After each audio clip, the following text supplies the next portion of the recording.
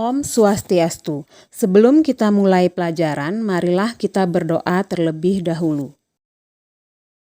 Semua makhluk hidup, baik tumbuhan, hewan, maupun manusia, akan melakukan pernafasan untuk kelangsungan hidupnya. Apa yang kamu lakukan saat bernafas? Apa sih peranan oksigen dalam tubuh manusia sehingga kita perlu menghirupnya?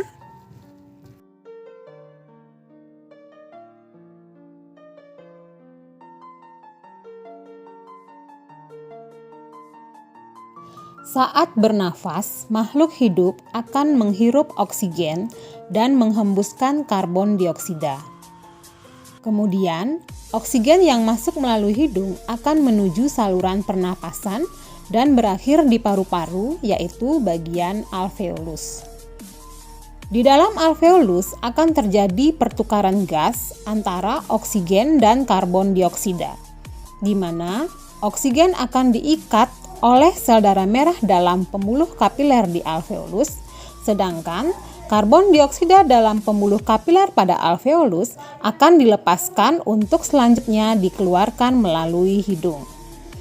Pertukaran gas antara oksigen dan karbon dioksida yang terjadi di alveolus ini disebut respirasi eksternal. Selanjutnya, oksigen dalam pembuluh darah dibawa menuju ke jantung bagian kiri. Selanjutnya, jantung akan memompa oksigen menuju ke seluruh jaringan tubuh. Di dalam sel-sel tubuh kembali terjadi pertukaran gas antara oksigen dan karbon dioksida, di mana oksigen dalam kapiler akan dilepaskan menuju ke sel tubuh, dan karbon dioksida dalam sel tubuh akan diikat oleh sel darah dalam pembuluh kapiler. Pertukaran gas antara oksigen dan karbon dioksida yang terjadi di dalam sel tubuh ini disebut juga dengan respirasi internal. Di dalam sel tubuh, oksigen digunakan untuk reaksi metabolisme tubuh, yaitu proses pembakaran sari makanan oleh oksigen untuk menghasilkan energi. Peristiwa ini disebut juga dengan respirasi seluler atau disebut juga dengan oksidasi biologi, di mana reaksi oksidasi biologi adalah C6H12O6 atau sari makanan dalam bentuk amilum akan bereaksi dengan oksigen 6O2, akan menghasilkan energi dan hasil sampingannya berupa karbon dioksida dan uap air. Jadi di sini tujuan makhluk hidup bernafas adalah untuk menghasilkan energi. Saluran pernafasan pada manusia berturut-turut dimulai dari rongga hidung, faring, laring atau pangkal tenggorokan, trakea atau batang tenggorokan, kemudian trakea bercabang dua membentuk bronkus, bronkus bercabang-cabang menjadi cabang yang lebih kecil membentuk bronkiolus, dan bronkiolus bermuara pada alveolus. Hidung dilengkapi dengan rambut-rambut hidung, selaput lendir, dan konka. Rambut-rambut hidung berfungsi untuk menyaring partikel debu atau kotoran yang masuk bersama udara. Selaput lendir sebagai perangkap benda asing yang masuk terhirup saat bernafas, misalnya debu, virus, dan bakteri. Konka mempunyai banyak sekali kapiler darah. Di sini fungsinya adalah untuk menghangatkan udara sebelum masuk ke paru-paru. Faring adalah organ pernafasan yang terletak di belakang rongga hidung hingga rongga mulut. Faring merupakan persimpangan antara rongga mulut ke kerongkongan dengan rongga hidung ke tenggorokan. Di dalam faring terdapat katup penutup rongga hidung yang disebut juga dengan anak teka. Nah, anak teka ini akan menutup saluran menuju ke rongga hidung ketika terjadi gerakan menelan. Laring disebut juga pangkal tenggorokan, merupakan organ pernapasan yang menghubungkan antara faring dengan trakea. Di dalam laring terdapat katup penutup pangkal tenggorokan yang disebut juga dengan epiglotis. Epiglotis ini akan menutup pangkal tenggorokan ketika terjadi gerakan menelan sehingga makanan tidak masuk ke dalam saluran pernapasan. Di dalam laring juga terdapat jakun, di mana di dalam jakun itu terdapat selaput suara. Trakea disebut juga dengan batang tenggorokan. Trakea memiliki panjang sekitar 10-12 cm dengan lebar 2 cm. Dinding trakea tersusun dari cincin-cincin tulang rawan dan berselaput lendir yang terdiri atas jaringan epitelium bersilia. Fungsi silia pada dinding trakea adalah untuk menyaring benda-benda asing yang masuk ke dalam saluran pernapasan. Trakea bercabang dua membentuk bronkus, di mana masing-masing bronkus akan memasuki paru-paru kanan dan paru-paru kiri. Struktur bronkus hampir sama dengan trakea, tetapi lebih sempit. Bentuk tulang rawan bronkus tidak teratur tetapi berselang-seling dengan otot polos. Kemudian bronkus akan bercabang-cabang lagi membentuk bronkiolus, di mana pada ujung-ujung bronkiolus terdapat gelembung-gelembung yang sangat kecil yang berdinding tipis yang disebut juga dengan alveolus. Dinding alveolus tersusun atas satu lapis jaringan epitel pipih, di mana dinding alveolus ini banyak sekali mengandung pembuluh kapiler darah. Disinilah terjadi proses pertukaran gas antara oksigen dan karbon dioksida. Luas permukaan alveolus bisa mencapai 100 kali luas permukaan tubuh manusia. Besarnya luas permukaan seluruh alveolus dalam paru-paru menyebabkan penyerapan oksigen menjadi lebih efisien. Paru-paru manusia terdiri dari dua bagian, yaitu paru-paru kanan yang terdiri dari 3 lobus dan paru-paru kiri yang terdiri atas 2 lobus. Di dalam paru-paru terdapat bagian yang berperan penting dalam pertukaran gas oksigen dan gas karbon dioksida, yaitu alveolus. Mekanisme pernapasan manusia.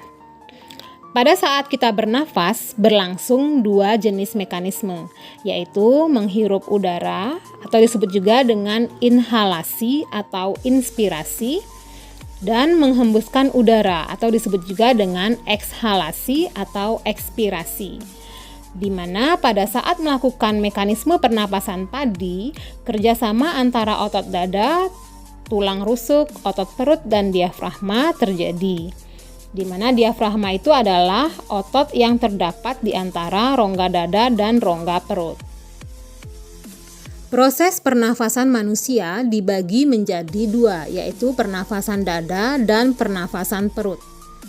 Pernafasan dada yang berperan adalah otot-otot antar tulang rusuk, sedangkan pada pernapasan perut yang berperan adalah otot-otot diafragma. Pernafasan dada. Pada pernafasan dada terdiri dari 2 fase, yaitu fase inspirasi dan fase ekspirasi. Fase inspirasi atau menghirup udara pada pernapasan dada dimulai dari otot antar tulang rusuk bagian luar berkontraksi, sehingga menyebabkan tulang rusuk terangkat ke atas. Volume rongga dada membesar dan paru-paru mengembang. Hal ini mengakibatkan tekanan udara di dalam rongga dada atau paru-paru turun lebih rendah dari tekanan udara di atmosfer. Hal ini mengakibatkan udara dari luar masuk ke dalam paru-paru.